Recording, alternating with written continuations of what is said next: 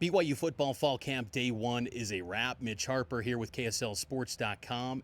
All eyes on the quarterback battle here at Camp Kalani, Camp Cougar, BYU training camp, whatever you want to call it. It doesn't feel like fall, obviously, with 90-plus degree temperatures, and I made the grave mistake of wearing a black shirt today. But I digress. BYU had a productive day here at the Zions Bank practice field here at the student-athlete building. The media got to watch about 20 minutes of practice, the final 20 minutes. And we were on the balcony watching. Pretty good vantage point to kind of see all 11, all 22 on the field at once. And good insight into this team, a first glimpse of what this 2025 team is going to be. And the quarterback battle is going to command all the headlines. Jake Retzloff, obviously, he's off to Tulane. He's settled in to team meetings now in the Big Easy. Kind of surreal to see Jake in those meeting rooms at Tulane, because a few months ago, he was here at this building at the end of spring ball saying he wanted to be a Heisman Trophy finalist, win the Heisman for BYU, lead them to new heights. Now he's gone. BYU's got to replace that on the heels of an 11-2 season. But BYU feels pretty confident that they can find that QB1. The three guys contending for the job, of course, Trayson Bourguet, McKay Hillstead, both returning from last season, and then Bear Bachmeier, true freshman, coming in from Stanford. During the media observation portion, in the 20 minutes that the media saw, the first quarterback that we saw take snaps was Trayson Bourguet. He was with the first team offense. The next quarterback was McKay Hillstead with what appeared to be the second team offense. And then the third quarterback to take snaps was Bear Bachmeier, who was with what looked to be the first team offense. Very interesting to see, and it sets the tone for a three-man race contending for this job. I asked Kalani Sitake in post-practice if Trayson and Bear getting the first team snaps was indication that they're the top two quarterbacks right now. Kalani said that all three quarterbacks got first team reps during the entire practice. It was just what Kalani said during the media observation. They had Trayson and Bear take the first team reps. It was a mixed bag from the quarterbacks. You know, I think when you look at this quarterback battle and what this could potentially become, it's going to be maybe that way throughout the entire season. I think people have underestimated the loss of Jake Retzloff to this team. Yes, Jake was a mixed bag, and there's no questioning that. He had 12 interceptions a season ago, which led the Big 12. It was tied for the lead in interceptions. It was up and down, but there was still a lot of good last season from Jake Retzloff. You don't go 11-2 without good quarterback play. Was it great? No.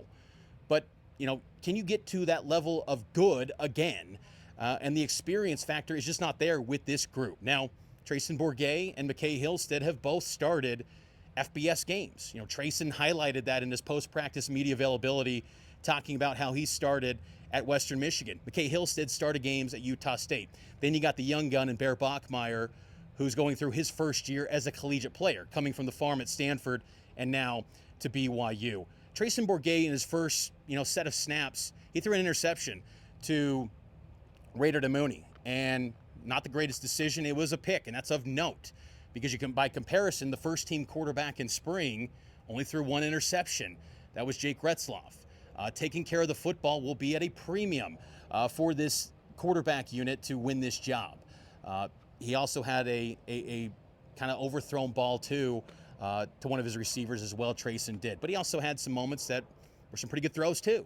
But the interception probably is the biggest takeaway coming out of the media observation portion. McKay Hillstead, mixed bag as well. Some low throws in the screen passes. There was also a nice pass near the sideline to Tiger Bachmeier in his second set of snaps in practice.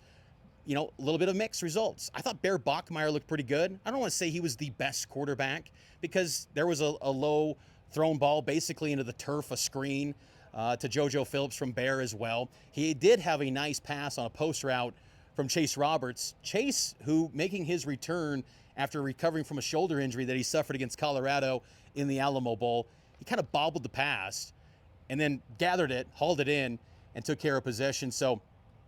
But that was kind of a note with Chase to kind of bobble that a little bit.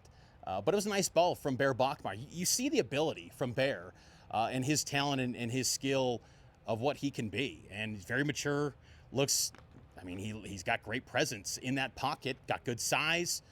He looks the part. And, is it enough to say he's going to be QB1 right now?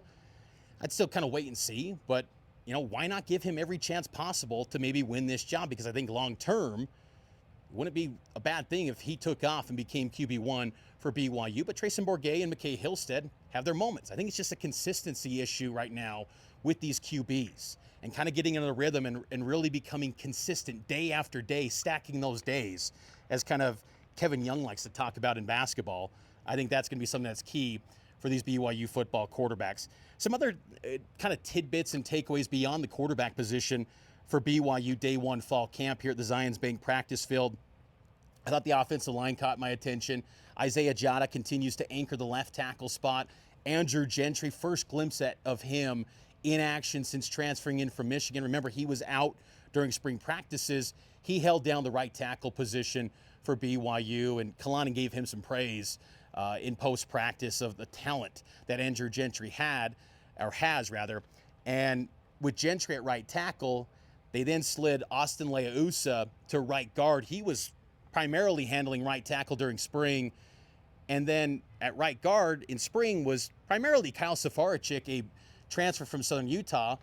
He's a versatile offensive lineman who could play really any 5 spots on the line. Saw him a little bit at backup center behind Bruce Mitchell, so I thought that was of note there for BYU.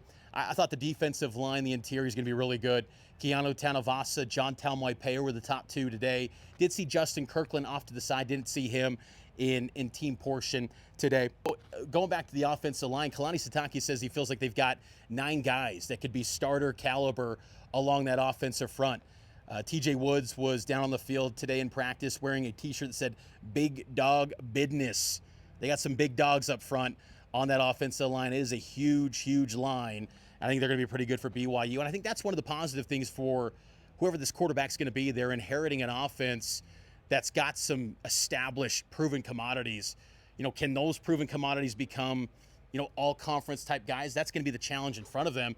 But even Bear Bachmeier talked about the offensive personnel. He feels LJ Martin's the best running back in college football and the skill position that they have around him. This is a really good offense in terms of the personnel. I think it's just all kind of bringing it together and developing that chemistry because, again, Jake Retzlaff's situation, that civil lawsuit was filed May 21st.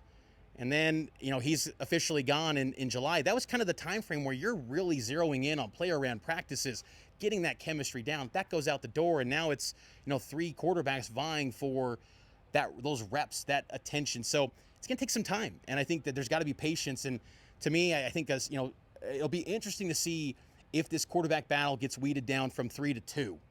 I don't expect a starter to be announced before Portland State 1 month from today.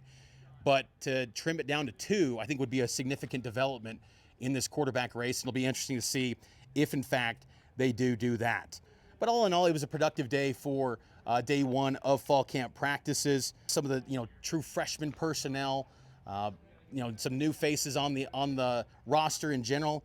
But BYU will have more availability coming up on Friday. We'll hear from some of the coordinators here at fall camp. But we'll have full coverage of BYU football fall camp here from Provo on KSLSports.com, KSL News Radio, the KSL Sports Zone, and KSL 5 TV. So download the KSL Sports app. You can see all that coverage.